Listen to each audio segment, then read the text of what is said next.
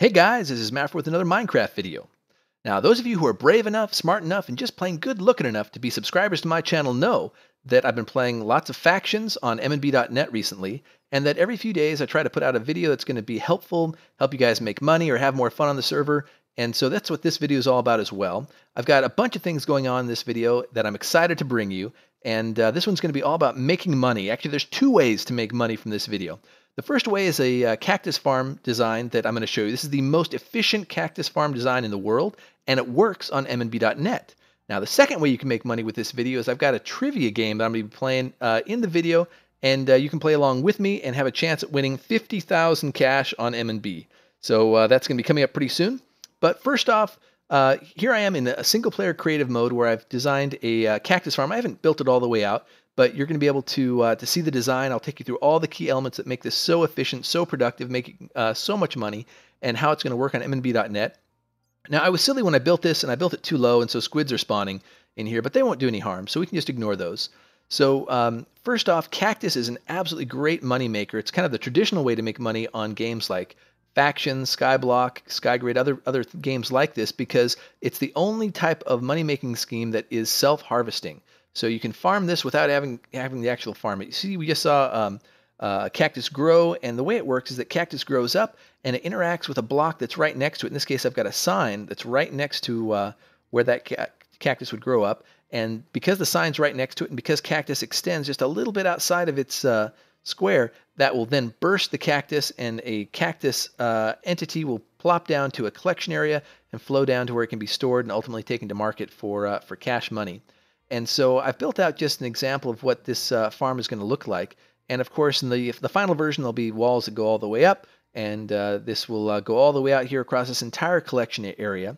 And this is extremely, extremely efficient. I'll take you through some of the key points here first about why this is such a great cactus farm, and then I'm going to show you why this is going to work with Emenbee.net, which has some of its own challenges. So as we look here, let's first start with the collection area. As you can see, I've got water here, and I'm going to just toss some cactus down, pretend this was coming from cacti that are up here that are bursting over time, and you're going to see that all the cactus flows down here to the central collection area. And the way this is built out is I've got a central area, and I've got a fence post right above that with signs that come out from that fence post, 1, 2, 3, 4 signs, and then more signs out here. And the reason the signs are here, it's really these guys along the edge that I care about, and these are here to control the flow of water from higher levels that flow down to this bottommost level. There is a water source block in each corner of this lowest level of water, and that causes the water to flow down and flow into the center. And I think I also put a water source block here. I actually can't remember if there's water. Let's just take a little look here. If I, yep, looks like I can have a water source block there. And oh, no, that's not a water source block. So good thing I checked. So only water source blocks in the corner. So let me just fix that, and now everything should repair itself, and voila. So just water source blocks in the corner. And then I've got one layer up, which is also 4 blocks, 1, 2, 3, 4. And I've got more signs here. I've got a fence post here, and then some signs that are controlling the flow of water. Let me set the time to, let's see, day, so we can see a little bit better here. And so water is flowing down here, and it's not flowing from this block down. It's being shunted around, and only is flowing down through the corner or through the central area. And this is key to making sure this all flows properly. And every layer is 4 blocks, up to 4 blocks, I should say, and uses signs to control the water, so it only comes in at the corners or in designated areas where it's going to flow properly. And you can come back and put this, pause the video or whatever if you want to build this design yourself and see how it works. And then this last layer, which is, I guess it's the, let's see, I've got 1, 2, 3, 4. The 5th layer up here is only 3 blocks instead of all the others are 4. This one's only 3 because I've got this, I've designed this to fit inside the base that I built on Emenbee.net. And I have another video that shows how I built this base. It's a sky limit base made of cobble. And I showed exactly how to build this. It only takes maybe an hour or two to build and requires about 60 lava source blocks. You pour water down those lava source blocks and it turns the entire area all the way up to sky limit, all the way down to the ground or even to bedrock if you've mined it out, to cobble, which you can then put water over. And you've got this huge cobble monster of a base, and it's pretty easy to build and relatively quick. You're certainly not placing any blocks. You're letting the lava and the water interact to create cobblestone. And so this fits inside that base, and it's specially designed to do that. It's 39 by 39 blocks. And so just to give you a sense for it. And so it does fit in a 3x3 chunk base design. So all the cactus that plops down here is going to flow down to a central collection point. And I'm going to take you underneath this and show you how that all works in just a minute here, because that's really where the magic happens. But before I do that, I also want to take some time and talk about why I built this with signs and these occasional fence posts, and why there's signs over here as well. So one of the challenges that people have when and I see this mistake all the time, really it's a mistake that I think people make, is that they build cactus farms with lots and lots of signposts, or fence posts, I should say. And what happens is that when a piece of cactus falls on top of a fence post, it just sits there and doesn't actually get down to the collection area. Now, you're like, okay, Mafro, that's not a big deal. It's only one piece of cactus that's not flowing down here.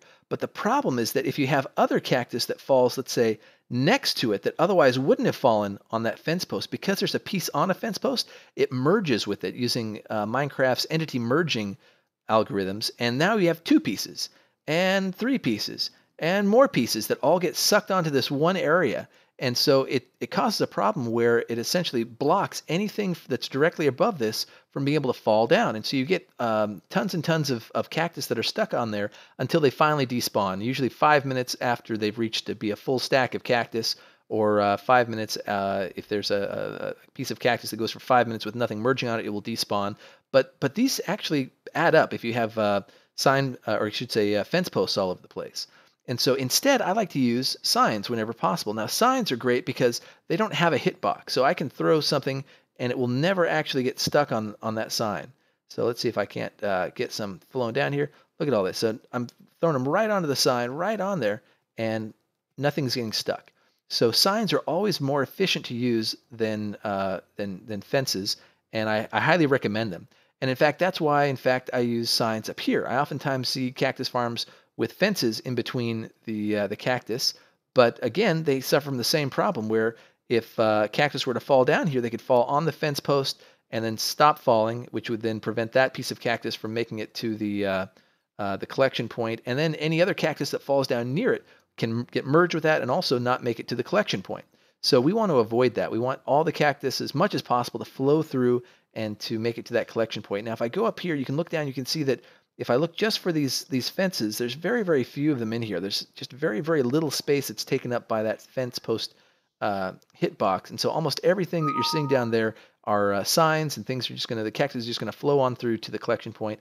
And that's what makes this so efficient. In my experience, and I do have some experience with building cactus farms, using signs instead of fence posts improves the productivity of the farm by between 10 and 20%. And on very, very high cactus farms that go way, way up, it's definitely more, because there's more cactus that can fall down and potentially get stuck on one of these pieces of fence. And so if you have a very tall fence post, or a very tall cactus farm, which is common in factions, where you're crunching all your building together into a small area that you can control and claim, then that's where signs really help out. So let's talk about getting this design to work on Emenbee.net. So Emenbee.net is interesting in that the administrators, for performance reasons, have decided to disable hoppers. There are no hoppers that you can place in the game. So hoppers are very useful for taking items that might fall out of the environment and to put them into a chest or something like that. So just to give you a quick illustration here, you could have a chest, and let's just have a hopper facing into that chest. You can see a little spigot going into that chest. And now if something were to fall into it, it gets sucked into the hopper and placed in the chest for storage. Well, we can't do that on Emenbee.net, so that's not an option. The closest thing we have is that we do have minecarts with hoppers. So minecarts with hoppers function similarly to hoppers in that you can collect items from the environment. And there I just dropped it in there. You can see it's now collected in the minecart with hopper, but there's still no way to get them into chests. And so that presents a bit of a limitation where a minecart with hopper has only 5 slots, so you can have up to 5 stacks of cactus stored in it, whereas a double chest has 54 slots, up to 54 stacks. So a minecart with hopper can only store 1/10, a little bit less actually, than 1/10 that a double chest can store. And so I'm going to show you some techniques that I've used to mitigate that problem, to get around it and to make it still useful.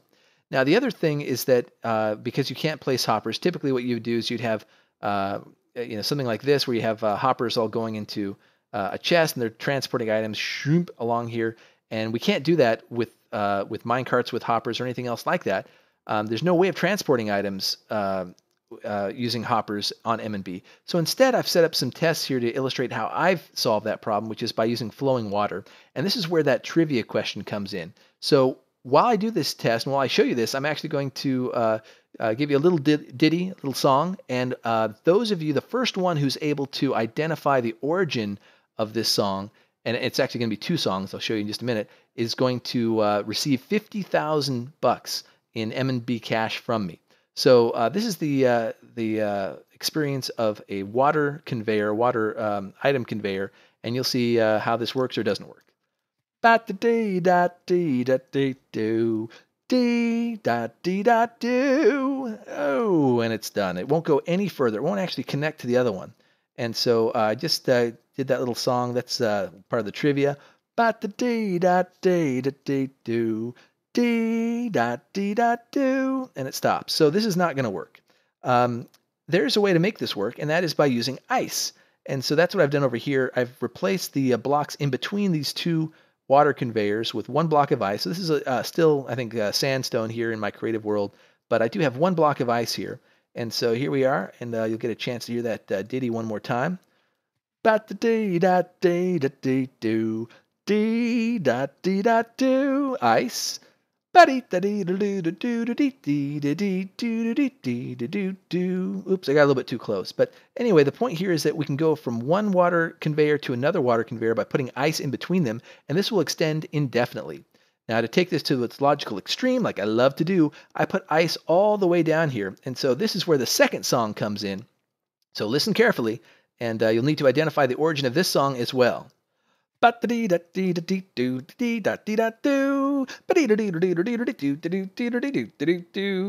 at that. We have ice. It goes much, much faster on the ice, and it's able to go indefinitely as far as we want and very, very quickly, which is also good for very long item conveyors. You want it to go quickly so that it can reach its destination before it despawns. So I'm going to do this one more time. You guys can listen to that little ditty one more time, and you may recognize it. And here we go. So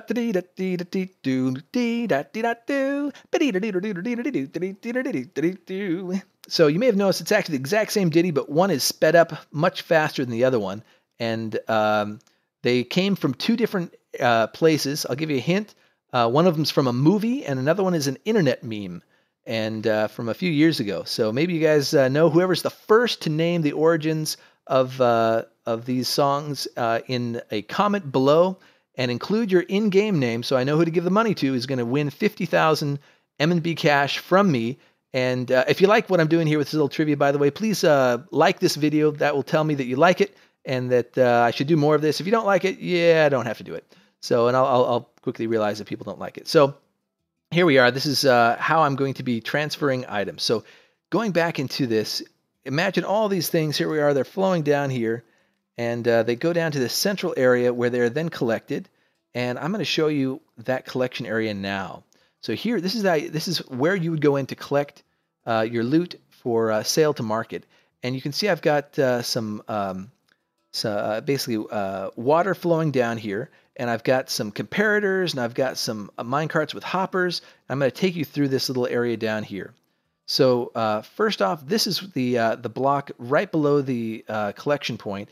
And so what's happening is Cactus is falling on top of this ice, and it's flowing water around this ice, and it's going over these minecarts with hoppers, which are then sucking down any items that are above them.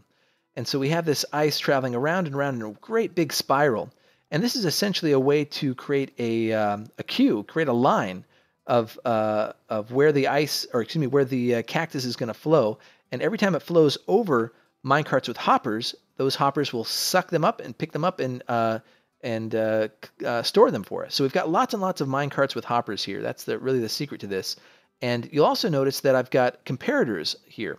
And the reason that I've got them is that this tells us whether a given minecart with hopper has any items in it. So as soon as, let me just go and put items out of here, you'll see that it shuts off. And so at a glance, when I come downstairs, I can see exactly where I have items and where I don't. And that allows me to very quickly take those items and take them to market. Basically, I would come down here and I'd go boom, boom, and I would grab items and take them into my inventory, where I can then take them and sell them to to the market. So here we are, and this is a great way of kind of we know this is going to fill up all the mine carts one at a time, and when one is done, it goes to the next one, to the next one, to the next one, and so it's just an organized storage system for lots and lots of cactus, which we can then take to market. And again, it uses uses ice for the transport layer, and this is meant to just be illustrative of how this works. We can continue to build this out and to add more layers to the spiral and more mine carts all the way out to the walls here. I just haven't done that, and it's a pretty simple design. You can see I've just got ice here with water flowing on top of it. I've got signs in between these water conveyors, and I used glass here just because it's pretty and allows me to see things that are going by. In fact, let's go ahead and drop some things in here and see how it works. Now let's pretend that this is cactus that's all raining down from our cactus, and you can see here we are. I'm just throwing it out here haphazardly, and this is just the way it might be if cactus itself, there's some real cactus that's broken off there. And so here we go, just dropped a stack down there, and as I head down here, we're going to see that cactus. There it is. It's whirling around. You can see it coming by here. And let's find out where is it going to be collected. Down here it is. So let's just click on this guy here and see. There it is. So you can see the cactus going into the minecart with hopper as it is collected. So we should have one stack and few more maybe. And there we are. So and these will light up as as more and more gets collected. So this is a way for passively making money, because this will just work while you're doing something else, or even while you're AFK, and you'll just collect lots and lots of cactus in these hoppers. You can very quickly come down here and fill your inventory. It doesn't take long at all to fill inventory from these guys, and if I can actually click on it properly, and then take these to market and being able to sell them. So in Emenbee, cactus is worth $40 per stack. That's right, $40 per stack. And I'm going to transfer all that out of there.